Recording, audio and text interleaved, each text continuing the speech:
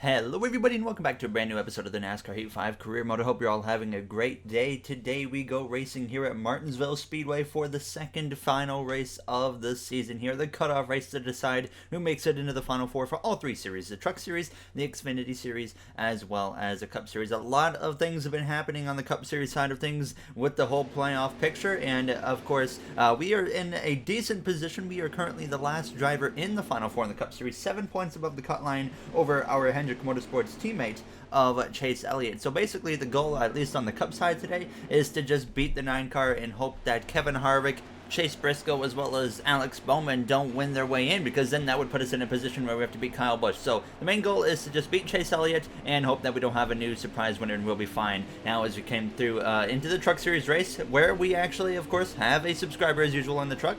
For us today, we had Aaron Levin in the truck for us here as he started inside of the top 10 here at Martinsville Speedway. The goal for us here on the Truck Series side of things was to just have a decent run and make sure we just don't get into any trouble, because we're in great shape in terms of the playoff situation. There is no reason we should miss the Final Four here today at Martinsville Speedway. And Aaron was moving his way throughout the field here as these laps went on now. As he struggled a little bit later in the race, though, he got to the back of Austin Hill here out of turns 2, and this would actually end up being the final pass that he would make of the day here as he went down into turns 3 up the inside of that 16, and sure enough, out of turns 4 he moves up a position. So he was trying to run down Ben Rhodes here before this race came to an end. We come straight through to the final lap of this race, and sure enough, he was all over the back of the 99 of Rhodes, who is the driver trying to make it into the Final Four here as they go down the back straightaway into turn 3 here for the Texas Roadhouse 200 here for the final time out of turns 4. It's going to be a strong finish here for Aaron Levin for us in the Truck Series as it comes through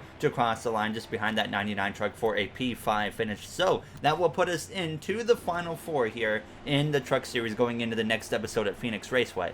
So of course, got to be very satisfied with that effort now. A top 5, cannot complain about that. We've had a great season here in the Truck Series, and of course we look to end it off in the next episode with our very first Truck Series championship as a team owner. Now as you see the rest of the order there on your screen for the finishing results, but here is the playoff grid. So the Final Four is made up of the Canadian Stuart Friesen, Ross Chastain, who I still keep forgetting to take out of the series, but then Grant Enfinger as well as our truck team. Now as we come through into the Xfinity side of things, where we had Chase Elliott in the car here at Martinsville, and surprise, we qualified on pole here for this race, and that was caught me way off guard to say the least. Now, as Christian Eckes failed pre-race inspection there with that picture of Harrison Burton, as Justin Haley, he failed optical scanning station multiple times, but he is in good shape with that win recently here now as we get ready to go green.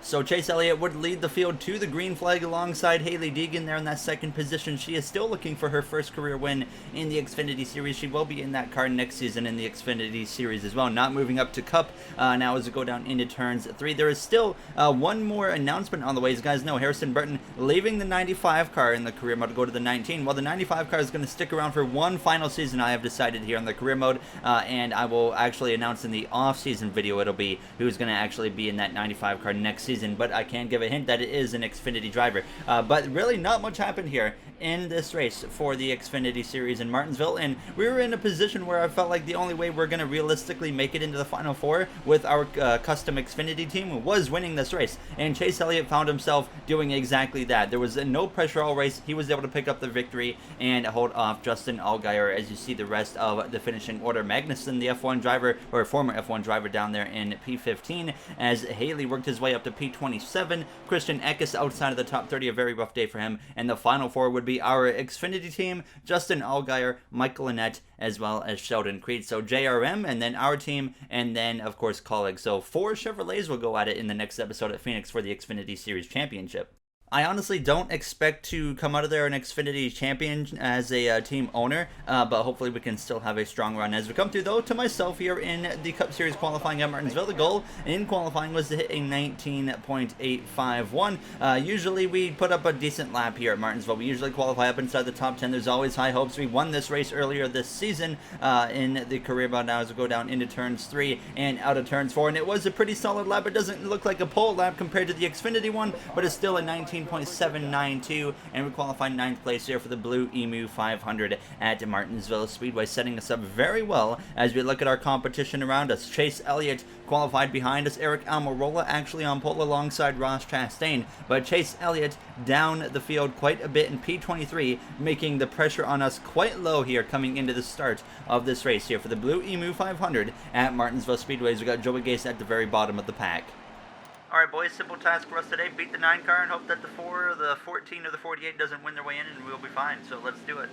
There you heard myself on the radio. We could make it easy, of course, and just win the race ourselves like we did earlier this season, and obviously that is the goal here, to go back-to-back at Martinsville Speedway. Always some hope that we can have a strong run at the Paperclip now, one of my favorite tracks on the Cup Series schedule there. As you see, though, the stories of the race there, you got the pole winner in the number 43 car of Eric Almirola, who, of course, reunited with the RPM team this season after getting booted from SHR for Matt Benedetto, and now you see Chris Buescher failed pre-race inspection, so he will be starting at the back of the field as we get ready to go green from the 9th starting position here in the Blue Emu 500 at Martinsville Speedway for the round of 8 elimination race here. The second to last race of the season is underway here at Martinsville as we go down into turns 1. The goal is simple: beat the 9 car and hope that the 48, the 14, or as well as the 4 do not win this race, and we'll be fine now. I mean, I guess if the 9 car, of course, won as well, that would mess it up. So just hopefully no one below the cut line wins this race, but everybody below Elliott at least is just no chance of pointing the way in. Elliott still has a chance to point his way in as he comes into this first stage, only 7 points below us here now as we come through out of turns 2 behind Kevin Harvick, heading down this back straightaway in P8 here as we go down into turns 3. I did not actually bring up a live playoff grid for this race simply because the goal is very straightforward here. As long as we're ahead of the 9 car, there is absolutely nothing to worry about, and same for the 18 of Kyle Busch. So if it gets to a point later in the race where it's needed, you will see it come up now as we go down into turns 3. Ross Chastain took an early lead away from Eric Almirola, who won the pole, and Almirola was way off the pace, holding up everybody as I was now attacking to the inside of Denny Hamlin, who won his way into the Final Four last episode. He was leading in Kansas, crashed out of the race, DNF'd, and have found himself in a must-win scenario to get into the Final Four. He backed that up one race later at Texas Motor Speedway with a win. Chase Briscoe was in position to win in Kansas. He crashed into the outside wall after blowing a tire, put him in a must-win situation. Texas Motor Speedway last episode, he had a very similar situation again. He crashed into the outside wall, and now the chances of him making the Final Four are extremely slim as we are here underway in this first stage, and Briscoe really no signs of him at all here right now as we come through. Moving already up into P4 on this 8th lap here of this opening stage as we got to the back of the 43 of Almirola in that Smithfield Chevrolet,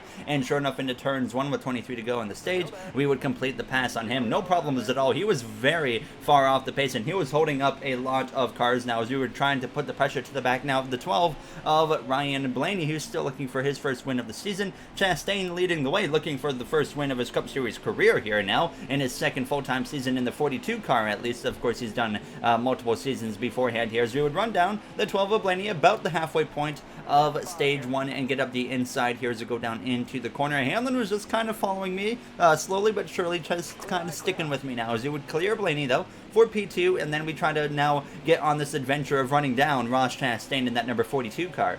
Chastain's Cup Series career with the Chip Ganassi Racing team definitely hasn't gone like they would hope. Now, last season, he wasn't even in the top 20 in points, had no chance of making the playoffs. Similar situation this season. He was not even in the top 20 of points, and here he is now, though, trying to step up and prove that he is worthy of that 42 car, putting that thing out in front. Of course, his teammate of Noah Gragson was actually inside the playoffs and made it to the round of 12 and then got eliminated in the Charlotte Roval, where it actually looked like he was going to make it into the round of 8 going into that race. But we come through to 9 laps to go on the stage, and we were quickly closing in on the back of Chastain, who was struggling to deal with some traffic. Blaney actually blew an engine. He was now on the pit lane, so a DNF for Ryan Blaney now as we came through there to the end of lap 28, now very close to the back of Ross Chastain. There's actually some smoke coming up from a car in front of us now as we go down into turns 1, and the caution comes out and ends stage 1 a few laps early. Couldn't get a great look of who that was from, but I believe it was from the 2311 car of Bubba Wallace there behind the wheel now, as we would get that caution and get awarded second place. Chase Elliott, Kyle Busch, no stage points for either of them, so that doesn't change any situation for them other than us, of course, picking up 9 points, puts us over 15 points above the cut line now compared to Chase Elliott. So we are really in a good spot here as we get ready to go green for the start of the second stage here, where we took 2 cans of fuel as well as 4 fresh tires there on the pit lane, and we'll get ready to go green on this outside line. Second place alongside Ross Chastain, and for the start of stage 2, we'll go into the amp segment.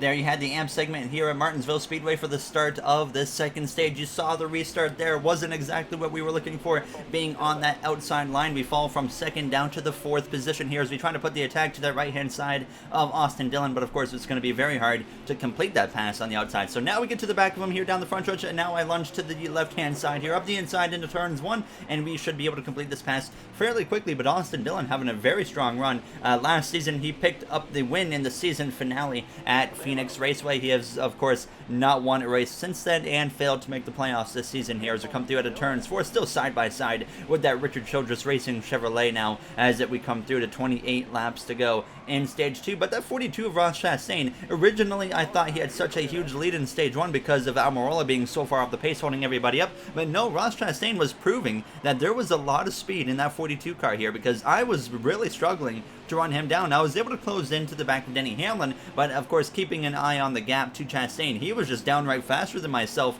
at this point, so that was a bit of a concern, but of course lap traffic usually comes into play here later in the stages, and of course in that third and final stage is going to be a huge factor, I'm sure, now as we come through at turns 4 and lap 11. The chance to pass Denny Hamlin has now risen as we go down into turns 1 up the inside with 22 to go in the stage, and we're going to be door to door here as we come through on the exit of the corner. So back up into the runner-up position if we can complete this pass through turns 3 and 4. And I really felt like second place was about the car that we had at this point. And I was just kind of hoping that lap traffic was going to allow us to get to that lead over Ross Chastain. Of course, the lap traffic would allow me to close up a little bit to the back of that 42 now as we were closing in on the halfway point of the second stage. You see Chastain working up the inside of Corey LaJoie. Well, we would get to Corey LaJoie, past him as well, but Chastain had now gotten clear of this group of lap traffic, and he was now driving off in the distance on the exit of turns 2 down this back straightaway. So, of course, I'm working my way through this traffic as quickly as we can to try and get as close as we can to that 42 before he gets to the next group of cars. And Denny Hamlin, he was actually keeping up with me here. He was following me through the traffic, but Chastain was doing a really good job here, working his way through the traffic in this second stage now as we go down into turns 1. Hamlin continues to follow, but now Chastain starts to get stuck on the outside of the 47 of Ricky Stenhouse Jr. He was around Tyler Reddick as well, and that was bringing me finally into the mix. Anthony Alfredo, the rookie, up there as well here as we came through to lap 24, and you can see we would be able to finally get a chance to run down Ross Chastain and potentially fight for a stage victory, as we're also bringing Denny Hamlin into this fight as well. He runs there in the 3rd position just behind us now as we're to the back of the 42 of Chastain, but of course we're not really in a position right now to pass him. We need to try and get him out in front of these cars, and sure enough on lap 27 out of turn 2 he has a chance to pass Anthony Alfredo down the back straightaway. I'm sideways, they're losing some grip in the car. The car was feeling very loose on the exit of these corners, but out of turns 4 now, Chastain, he is clear of Alfredo, and I'm going to follow through as well to clear that 36, but immediately as soon as we got out in front, the caution comes out here in Martinsville, and this is going to set us up for a quick few lap dash here for the end of the second stage. Honestly, boys, I think lap traffic's our only hope today. That 42 is a rocket. I cannot keep up with him. He's probably going to blow my doors off here on the restart. There you heard myself on the radio. No really confidence at all against Ross Chastain when it comes to just straight up racing each other with no lap traffic, just a clear track. Now as we get ready to take the green flag here late in stage 2, it's going to be about a 3-lap dash to end the stage as a green flag is back out. Chastain, myself, Hamlin, and Austin Dillon, your first 2 rows here, as unfortunately once again we're stuck on this outside line. Kevin Harvick there in P5 up the inside of that 3 car to move up into 4th place. Chastain already clears. We're side by side with Denny Hamlin into turns 3, trying to get clear of him as quickly as we can, but he has the momentum on the exit of turns 4, gets a great exit. So now as we go down into turns 1 in the final 2 laps, we're just going to settle in behind Hamlin and let him have that spot now, as we're going to try to put the attack to him within the final few laps and complete the pass to get 2nd place and just give us 1 extra point, just as a little more extra insurance in terms of the playoff situation here as we go down into turns 3 out of turns 4, approaching the final lap in stage 2. Chastain already opening up a gap here as we start this final lap of the 2nd stage. Harvick up into P4, clear of the 3 car of Austin Dillon in that number 3 Dow Chevrolet Camaro here as we go down this backstretch for the final time in stage 2. Wasn't the greatest exit there, as actually you see Gregson's also moved up into P5 ahead of that 3 car, but we exit turns 4, not enough for the 11. Chastain wins stage 2 as he did in stage 1. We get P3 here in the 2nd stage, so we pick up 8 points, which is just crucial to helping our gap above that cut line to make the final 4. So we increased our points buffer by over 20 points pretty much above that cut line. Kyle Busch actually got some points there, helps him even more. So really the only chance of anybody making it into the final 4 below the cut line of Chase Elliott, Kevin Harvick, Chase Briscoe, or Alex Bowman is either winning or hope myself and Kyle Busch DNF from the race. And honestly, I don't think that's going to happen, but of course anything can happen at this point here, as we've seen in the playoffs this season. But that's really the only realistic approach they can have, as we would stay out here and get ready to go green for the 3rd and final stage. This time though, we start on the inside lane of row 2, an opportunity to get to 2nd right away and put the attack to Ross Chastain as quick as possible, as the 3rd and final stage is underway here at Martinsville Speedway. The final 4 is going to be set in 58 laps, and pretty much the same final 4 that came into this race. It should be the same final 4 at the end of this race, I would imagine, now as we're side by side with Denny Hamlin down the back straightaway into turn 3, knowing it's going to be crucial to get past him as quick as possible so we can stick with Chastain. Sure enough, we clear the 11 FedEx Toyota Camry out of turns 4 as we come through to lap 69. Nice, as we complete that first and opening lap here of the 3rd and final stage in the blue EMU 500 at Martinsville Speedway. Noah Gragson as well is going to move up into P3 in that number 1 car, or at least be side by side with Hamlin into the corner. He does clear him for the moment now as we came through out of turns 4. So Hamlin fading down the order a little bit, of course, doesn't matter for him. He's locked in along with his teammate of Martin Truex Jr. Truex, of course, this is being his final season of his career in the career mode. So it's going to be interesting to see what he can do at Phoenix in the next one now. As we came through though to lap 75, we had destroyed everybody behind us. We were long gone from P3 and on, but Chastain, he was driving away from me. I had absolutely nothing for this 42 car, and I was a bit baffled by this, because usually the longer the run goes, I'm able to close that gap to 1st place or something like that, but I had absolutely nothing for this 42 car here with 50 laps to go. But I knew lap traffic was coming here, as we could see them.